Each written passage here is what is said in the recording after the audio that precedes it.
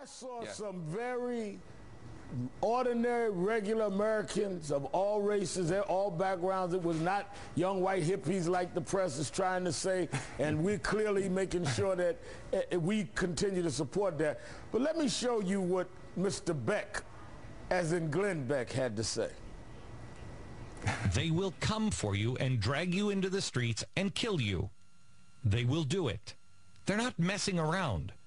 Those in the media, and I say this, I am included in this, they will drag us out into the streets and kill us.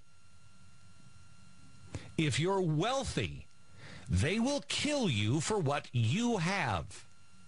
You cannot tolerate this kind of stuff. You certainly don't encourage it.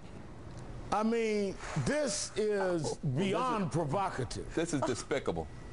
That's despicable, and one of the things that's so terrible is that these young people, I mean, all ages are down there now, but early on it was young people, and when the police came and they arrested them and they were rough with them, the young people were completely nonviolent, and they even said, "We are here fighting for you, police officers. We want to make sure your pensions are intact." It is despicable to then violence bait them when they have been nothing but peaceful and nonviolent.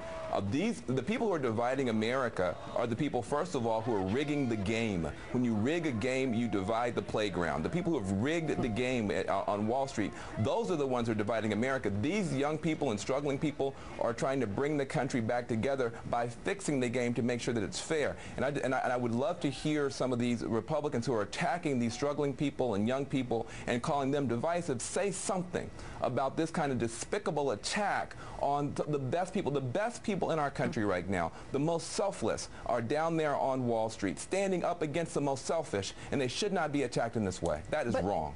Melissa, I mean, when we see this, many of us have been out here and civil rights and other things have been maligned, but to say these young people that are nonviolently protesting will drag you out your house and kill you.